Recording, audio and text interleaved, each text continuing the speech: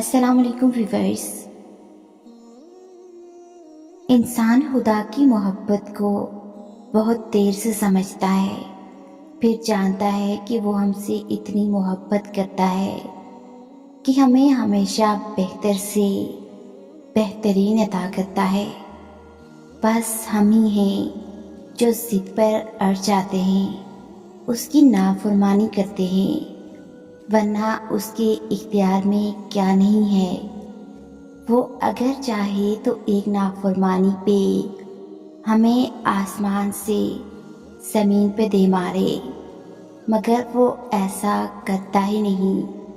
اس کی رحمت اس کے غضب سے بہت وسیع ہے۔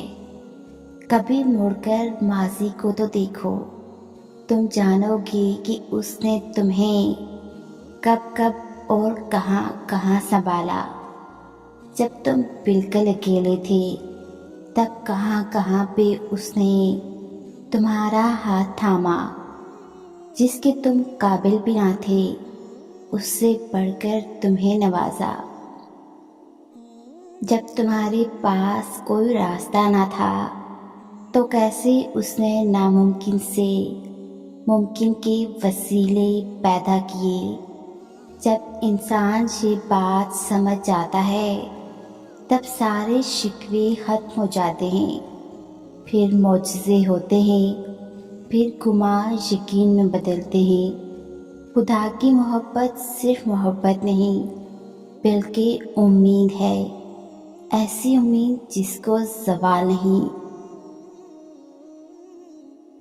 تمہاری دعائیں تو اللہ پہلے ہی قبولیت کا حصہ بنا دیتا ہے، پھر تمہیں آزمائش میں ڈالتا ہے، اس لیے کہ تم اللہ پر یقین رکھو کہ وہ کوئی چیز لیتا ہے تو اس کے بدلے بہترین دیتا ہے، اور وہ چیز جو تم سے لی گئی ہے اللہ وہ بھی تو بہتر بنا کر دے سکتا ہے۔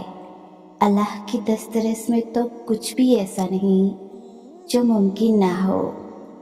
وہ تہجد تک لے کر ہی اسی وجہ سے آتا ہے کہ اپنی من پسند عبادت سے تمہاری چاہت تمہیں دے سکے۔ جب تم یقین کامل رکھتے ہو پھر وہ دینے کے اسباب پیدا فرما دیتا ہے۔ کیا ہوا؟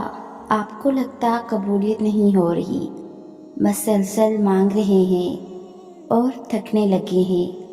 میں بتاؤں، یہ جو آپ دعائیں مسلسل مانگ رہے ہیں نا، آپ قبولیت کے سفر پر ہی ہیں۔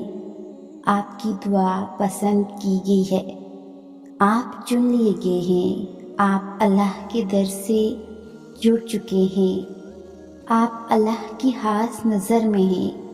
مانگنا نہ چھوڑیں، مانگنے والے تو اللہ کے محبوب ہیں۔